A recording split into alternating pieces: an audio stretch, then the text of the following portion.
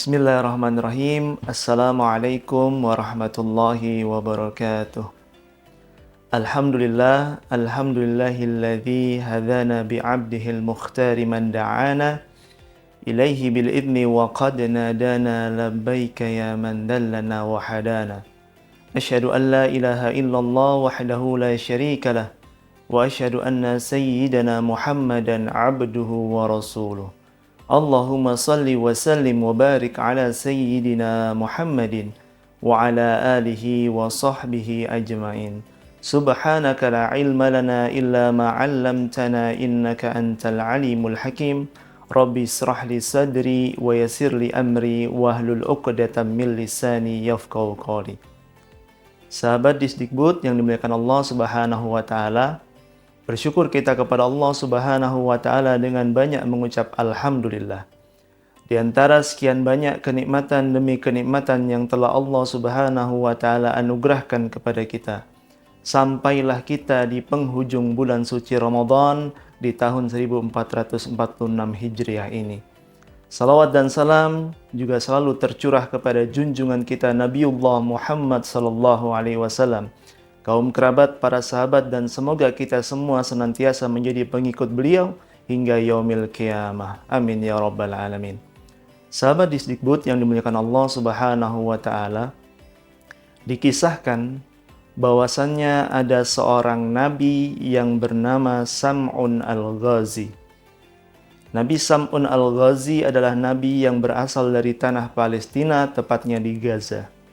Beliau adalah seorang nabi yang dianugerahi oleh Allah Subhanahu wa taala kekuatan yang luar biasa, sehingga beliau bisa mengalahkan siapapun yang akan berhadapan dengannya demi menegakkan syariat Allah Subhanahu wa taala.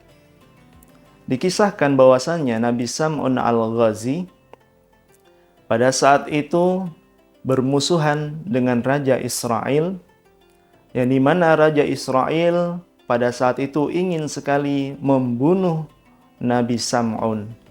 Namun dengan berbagai cara yang digunakan oleh Raja Israel, ia tidak mampu untuk mengalahkan Nabi Sam'un. Hingga akhirnya ia mempunyai ide untuk mencari tahu tentang kelemahan Nabi Sam'un.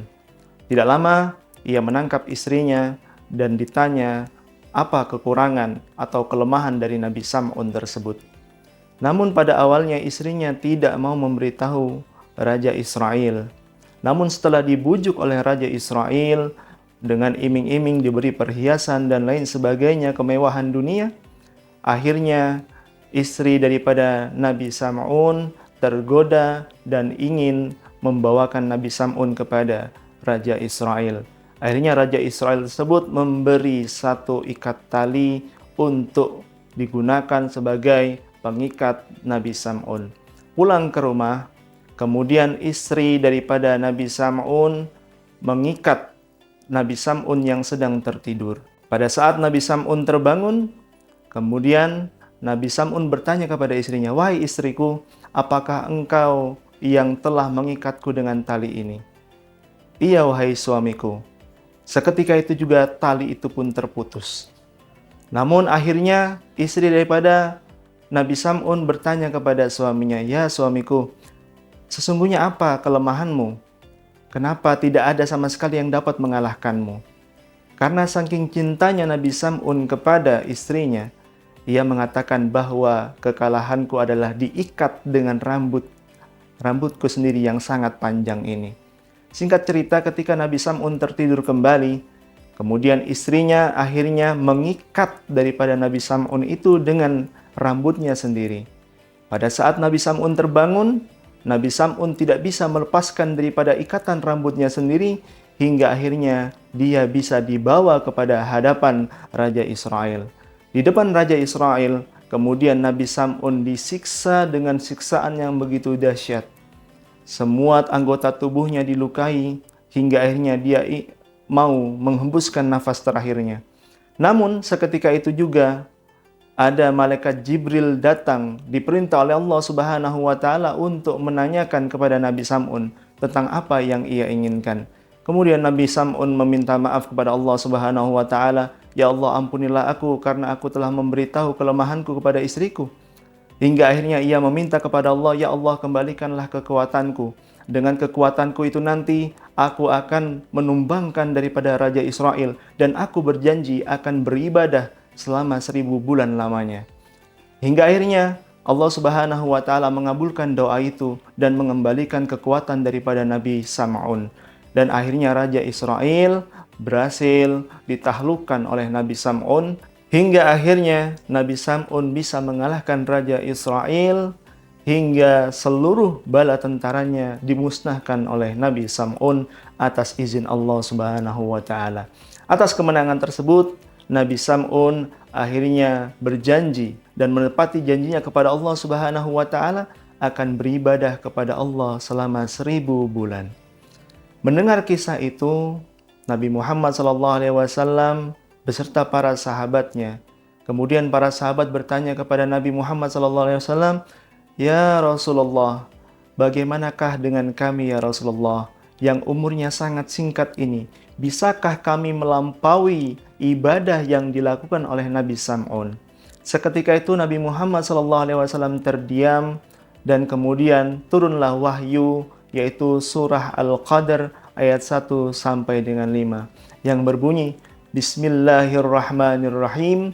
Inna anzalnahu fi lailatul qadr. Wa ma adraka ma lailatul qadr. Lailatul qadri khairum min alfi syahr. Tanazzalul malaikatu warruhu fiha biizni rabbihim min kulli amr. Salamun hiya hatta matla'il fajr. Sadaqallahul azim. Nabi Muhammad SAW menyampaikan kepada para sahabatnya, "Wahai sahabatku, sesungguhnya Allah Subhanahu wa taala menurunkan Al-Qur'an pada malam Lailatul Qadar. Dan tahukah kamu apakah malam Lailatul Qadar itu? Malam Lailatul Qadar itu adalah malam yang lebih baik daripada 1000 bulan. Pada malam itu seluruh malaikat turun ke bumi atas izin Allah Subhanahu wa taala untuk menyelesaikan segala urusan, dan sejahteralah pada malam hari itu sampai dengan terbit fajar."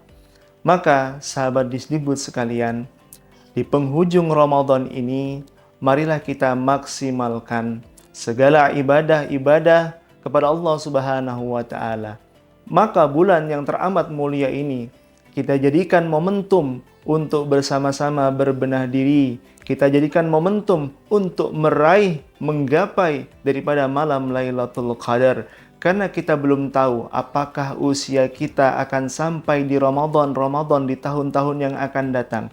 Bisa jadi ini adalah Ramadan terakhir yang kita miliki, yang diizinkan Allah Subhanahu wa taala kepada kita semua. Maka perbanyaklah kita untuk beramal saleh. Seperti yang terdapat dalam surah Al-Qadar, bahwa sesungguhnya pada malam Qadar Allah Subhanahu wa taala menurunkan Al-Qur'an. Maka ini isyarat kita diminta oleh Allah Subhanahu wa taala untuk banyak membaca Al-Qur'an. Karena Al-Qur'an adalah hudal linnas, petunjuk bagi manusia dari segala perkara-perkara yang hak dan yang batil. Maka insya Allah dengan banyak membaca Al-Quran, hidup kita akan mempunyai pedoman yang bisa kita bawa di dunia dan akhirnya menyelamatkan kita untuk akhirat kita. Nabi Muhammad SAW bersabda, "Man qara'a harfan min kitabillahi falahu bihi hasanatun wal hasanatu bi'asyri amthaliha." Kata Nabi Muhammad SAW, barang siapa yang membaca satu huruf dalam Al-Quran, maka Allah Subhanahu wa taala akan memberikan satu kebaikan kepadanya. Dan satu kebaikan itu akan dilipat gandakan oleh Allah Subhanahu wa taala menjadi 10 kebaikan. Nabi Muhammad tidak mengatakan alif lam mim itu satu huruf, walakin alifun harfun, wa lamun harfun, wa mimun harfun. Akan tetapi alif satu huruf, lam satu huruf, dan mim satu huruf. Apabila kita membaca alif lam mim, maka ada 3 kebaikan yang nantinya dibalas oleh Allah Subhanahu wa taala menjadi 30 kebaikan. Apabila kita mampu membaca Al-Quran, kita menghafal Al-Quran, kita mengamalkan isi Al-Quran pada malam Lailatul Qadar, maka insya Allah dengan amal tersebut saja bisa membawa kita kepada ridhanya Allah Subhanahu wa taala. Bayangkan kita beribadah selama 83 tahun. Kita beribadah selama itu seperti apa yang dilakukan oleh Nabi Sam'un Al-Ghazi. Maka apabila kita bisa mendapati malam Lailatul Qadar di tiap tahunnya, kita beribadah kepada Allah Subhanahu wa taala dengan amalan-amalan yang diridhoi oleh Allah Subhanahu wa taala, maka insya Allah kita akan menyamai kedudukan daripada nabi-nabi terdahulu atau umat-umat terdahulu yang pahalanya menyamai mereka karena usianya yang memang sangat panjang sedangkan usia kita sangat sedikit. Apabila kita berkiblat kepada Nabi Muhammad SAW, maka usia baginda Nabi besar Muhammad SAW hanya 63 tahun. Ada tersisa beberapa tahun-tahun yang akan datang. Marilah kita maksimalkan ibadah kepada Allah Subhanahu wa taala. Kita jadikan momentum ibadah di bulan suci Ramadan ini adalah sebagai sarana untuk mendekatkan diri kepada Allah Subhanahu wa taala, untuk senantiasa menjadi pribadi-pribadi yang lebih baik. Jangan sampai lepas daripada bulan suci Ramadan kita mendapatkan laknat dari Allah Subhanahu wa taala. Pernah suatu kali malaikat Jibril mendatangi Rasulullah sallallahu alaihi wasallam. Kemudian malaikat Jibril berdoa dan diaminkan oleh Rasulullah sallallahu alaihi wasallam. Ketika itu malaikat Jibril berkata kepada Nabi Muhammad sallallahu alaihi wasallam, "Ba'uda man adraka Ramadan falam yughfar lahu." Celaka orang yang mendapati dirinya berada di bulan suci Ramadan namun tidak mendapatkan ampunan dari Allah Subhanahu wa taala. Kemudian doa tersebut diaminkan oleh Rasulullah sallallahu alaihi wasallam. Doa yang disampaikan oleh malaikat yang kedudukannya sangat tinggi di hadapan Allah Subhanahu wa taala. Kemudian doa tersebut diaminkan oleh manusia teragung yang sangat dicintai Allah Subhanahu wa taala. Maka tentu doa ini tidak akan tertolak. Tentunya doa ini adalah doa yang akan dikabulkan oleh Allah Subhanahu wa taala. Maka benar-benar celaka orang yang mendapati dirinya berada di bulan suci Ramadan namun tidak mendapatkan ampunan dari Allah Subhanahu wa taala. Bukankah di kesempatan yang lain Rasulullah sallallahu alaihi wasallam juga bersabda, "Man shoma Ramadhana imanan wa ihtisaban ghufira lahu ma taqaddama min dzambihi." Barang siapa yang berpuasa ikhlas karena Allah Subhanahu wa taala, hanya mengharapkan pahala dari Allah Subhanahu wa taala, maka Allah akan memberikan ganjaran dengan cara menghapuskan dosa-dosanya yang telah lalu. Kemudian Nabi Muhammad SAW juga bersabda, "Man qama Ramadhana imanan wa ihtisaban ghufira lahu ma taqaddama min dzambi." Barang siapa yang bangun salat malam, mengerjakan ibadah di malam hari, kemudian ia hanya mengharapkan pahala dari Allah Subhanahu wa taala, mengerjakannya ikhlas karena Allah Subhanahu wa taala, maka Allah Subhanahu wa taala akan mengampunkan dosa-dosanya yang telah lalu. Maka dengan dua amalan ini Allah Subhanahu wa taala akan ridha kepada kita dan kita akan mendapatkan manfaat yang luar biasa daripada bulan suci Ramadan. Kemudian apabila kita mampu mendapatkan ibadah-ibadah itu ketika di malam Lailatul Qadar, maka insya Allah dengan amalan-amalan tersebut Allah Subhanahu wa taala akan mengabulkan segala hajat-hajat kita, baik hajat di dunia maupun di akhirat. Sahabat Disdikbud yang dimuliakan Allah Subhanahu wa taala. Demikian kultum yang bisa saya sampaikan. Kurang lebihnya saya mohon maaf. Wallahul muwafiq ila aqwamit thoriq. Assalamualaikum warahmatullahi wabarakatuh.